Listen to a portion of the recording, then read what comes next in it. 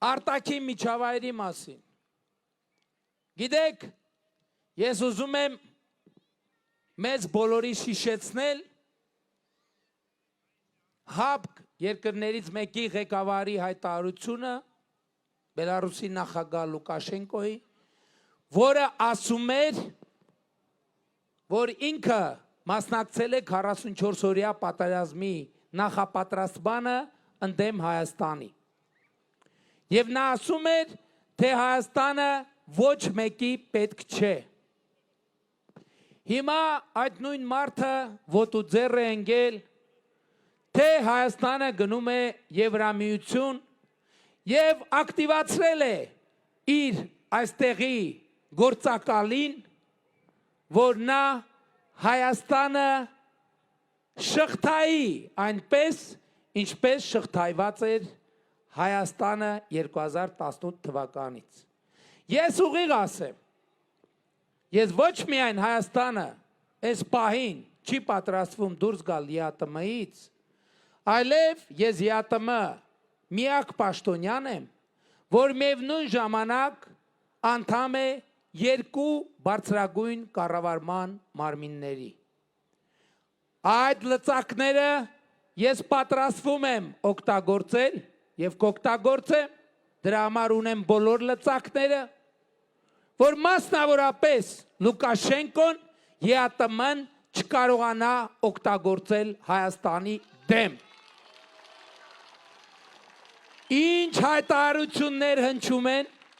Ինչ հայտարարություններ հնչում են,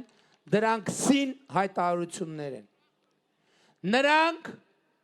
ովքեր այդ հայտարարությունները անում են, նրանք պարզապես մեր ժողովուրդը ասում է տաք են, չէ՞։ Չեն հասկանում,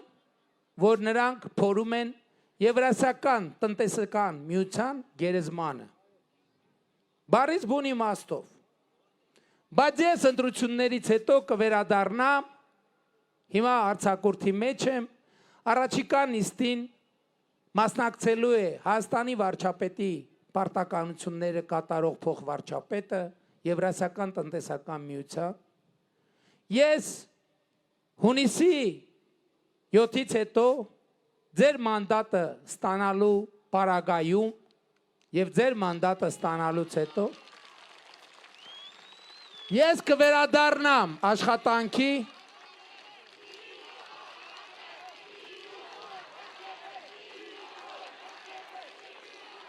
ես կվերադառնամ աշխատանքի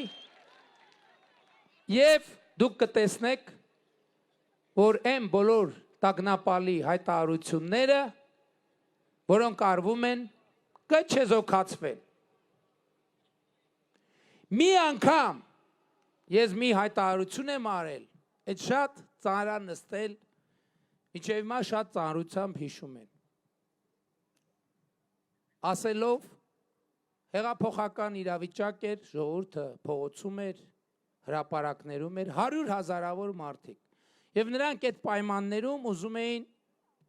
հանրապետականի թեկնածուին ընտրել վարչապետ։ Այս նույն Միչայլոց կալուգացի օլիգարխներ։ Ես հիշում եմ, այդ օրը ես Վանաձորում ելույթ ունեցա, ացի խելքդ գլխուխը հավաքի, Հայաստանը քեզ համար անշարժ գույք չէ,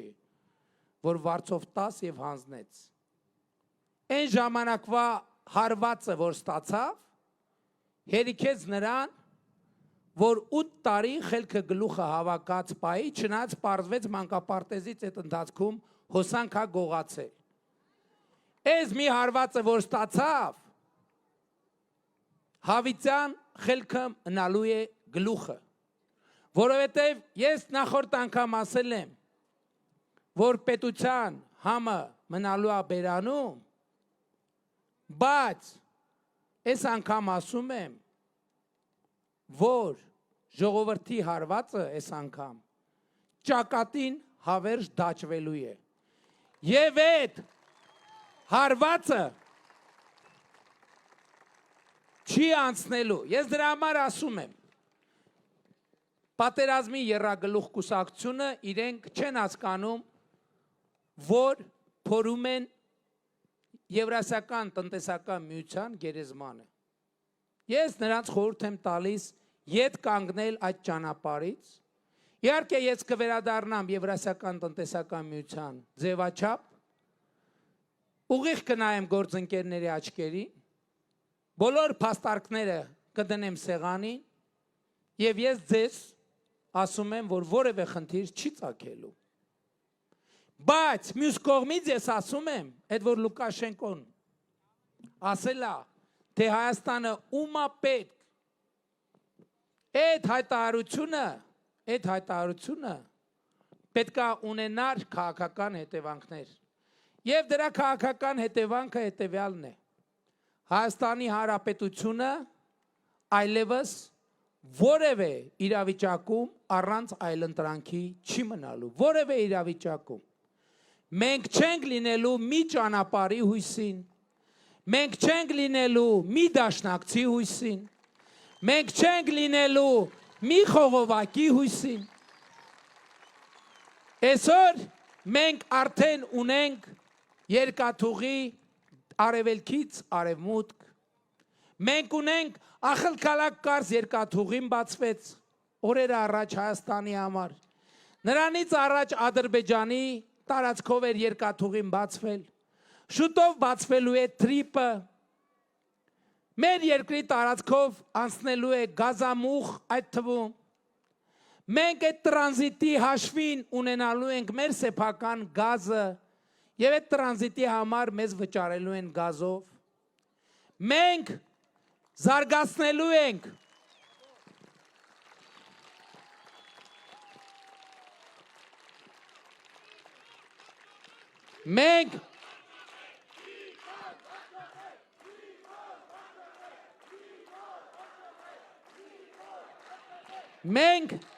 մենք զարգացնելու ենք այլընտրանքային էներգետիկան։ Ժողովուրդ, ուրեմն ես ուզում եմ հստակ ասել նաև Եվրամիության եւ Միացյալ Նահանգների հետ մեր հարաբերության առանցքային հարցերից մեկը։ Նախ Հայաստանում ընդունվել է Հայաստանի Եվրոպական միության անդամ դառնալու գործընթացի մեկնարկի մասին օրենք։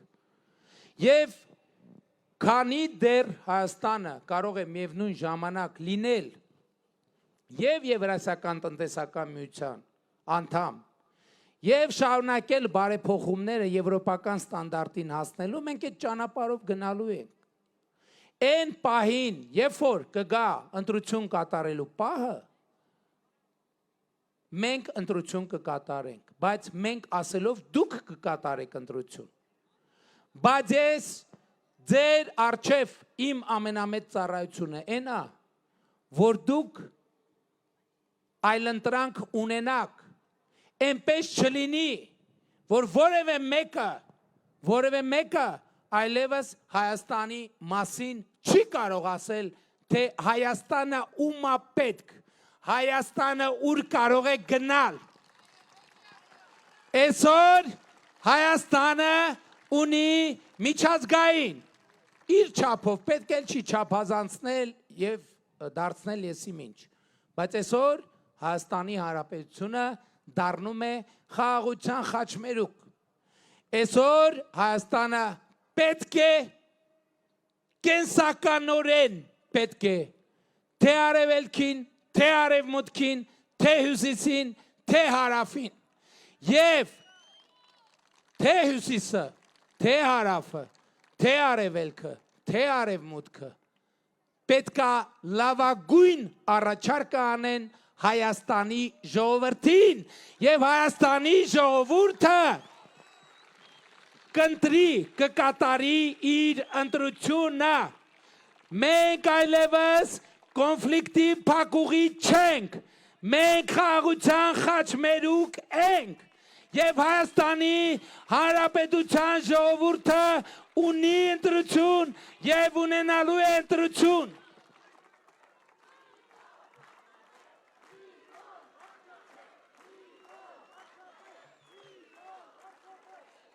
Եվ մենք շարունակելու ենք այս ուղեգիծը։ Սխալ ենք, ես ուղիղ ասում եմ,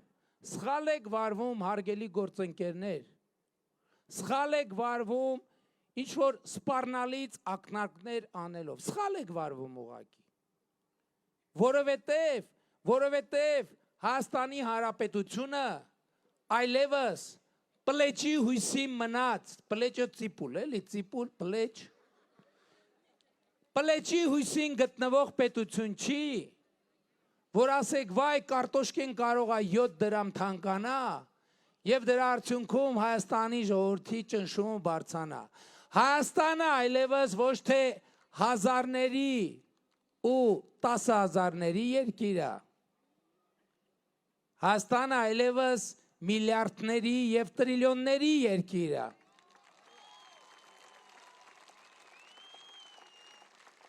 Հայաստանը այլևս միլիարդների և տրիլիոնների երկիր է։ Սա ձեր թալանած և ձեր գործընկերների կողմից թալանված երկիրը չի։ 2018 թվականի հեղափոխությունից հետո մենք 8 միլիարդ ստվերում գտնվող գույք և դրամական միջոցներ վերադարձրել ենք պետությանը, վերադարձրել ենք ժողովրդին։ Սա այն պետությունն է, որտեղ այն մարդիկ, ովքեր ասում էին մեր դեմ խաղ չկա, այդ մարդկանց Կոտայքի նախկին մարզպետի առանձնատունը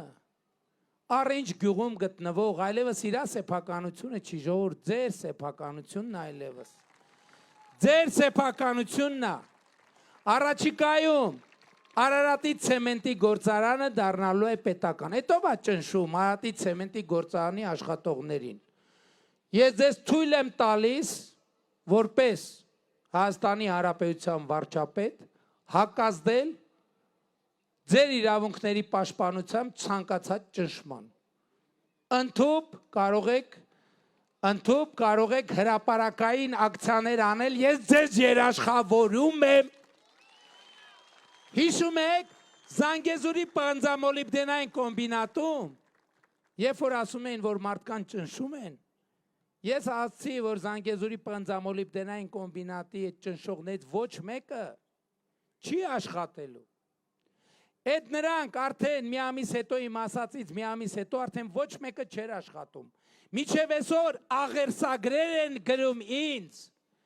որ ես նրանց վերականգնեմ աշխատանքի, աղերսագրերով դիմում են ինձ, բայց ես ասում եմ ձեզ ներում չկա,